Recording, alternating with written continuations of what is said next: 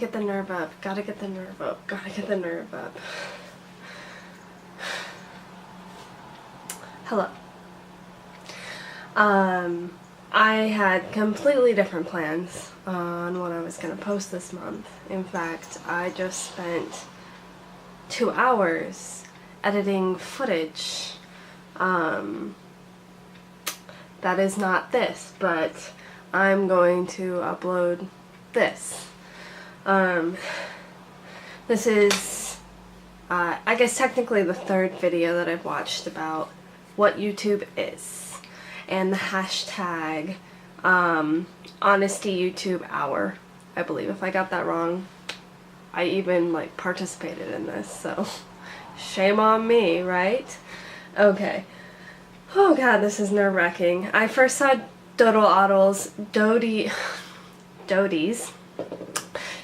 video about this, and I then watched the original, who is not somebody that I know much about. Oh, Crab Sticks.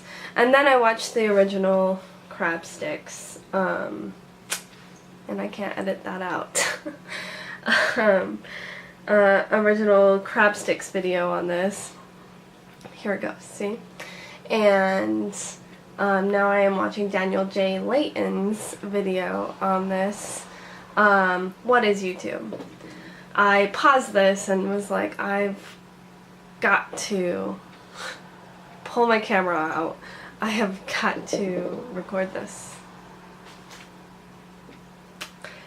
So here we go. I'm Kristy Edgerton. I started YouTube about 2 years ago, 2013.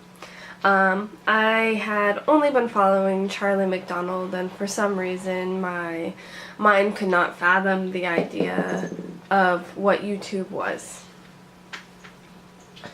And sorry, I had to grab the toy from my cat or else you're gonna hear it bounce the entire time. I don't know. I just didn't realize what YouTube was, I guess. I started YouTube because I needed a new outlet. I needed a new way to connect with people, and a way that I saw fit was to start YouTube because I had just gone through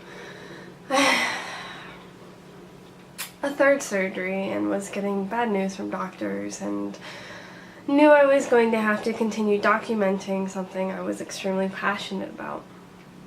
And I put some how-to videos up that have way more views than I could ever expect one of my videos to ever get.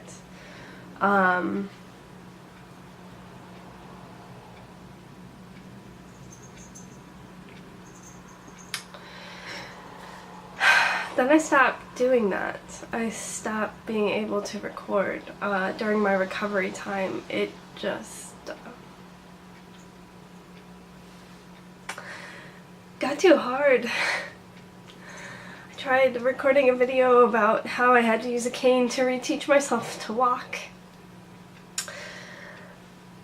And I think I took at least 50 takes, and I was just going insane. The amount that I was belittling myself because of how embarrassed I was is hard to think about.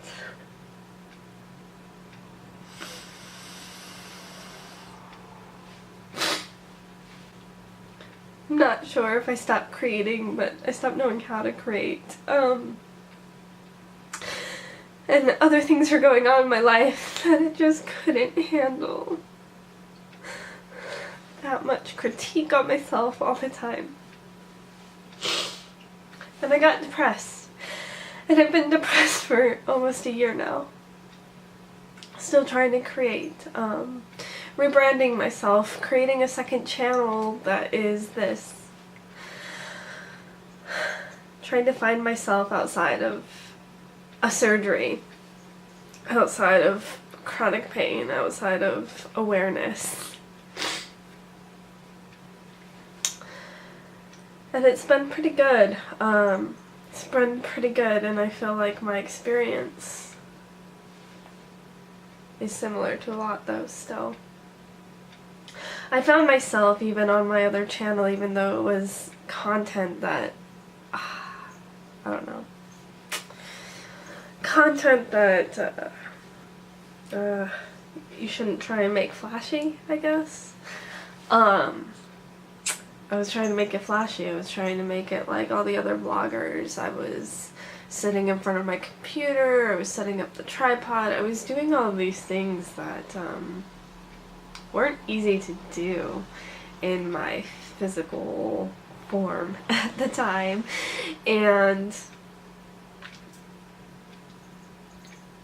I was trying to make it pretty. I was trying to gussy everything up, and I'm not like disappointed with that, but it is something that I did for a while, and I don't regret it, and the style is still kind of in my videos, but I am trying to reform that, regroup it, come together and create something different, create something that I'm more proud of, and something that, as Daniel is saying so well, something that displays my talents, displays what I'm capable of,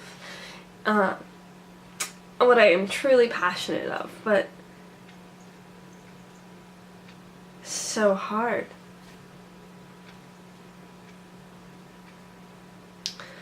So hard not to feel like you've got to have this personality. So hard not to fall into the same traps that I fell into in high school, the same popularity contests, looking at analyticals and thinking, why is that getting views and that's not getting views? Like, I put more time into the other video. I put more time, thought, and really cared about it. Why didn't that get the views? Why aren't people subscribing or commenting? And I kind of, you know, on my foot surgery channel, I realized that the people coming were coming for the how-to video and then leaving. And maybe leaving a comment, but not really subscribing. Or they were older and aren't really sure how YouTube works, which is fine. But I went through a long period where I wasn't writing on my blog, I wasn't making videos, and finally I started making videos again when I created the second channel.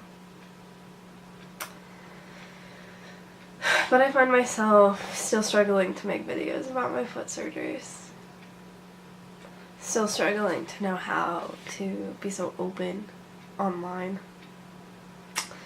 How to do it because it's important for people to hopefully run across. I don't know. This topic is just incredible. And I find myself seeking the people who respond to these things. Seeking the people who care to talk out about feeling so pressured into being something that we can't always be all the time. For instance, this is 100% legal. I have a card because I have chronic pain. So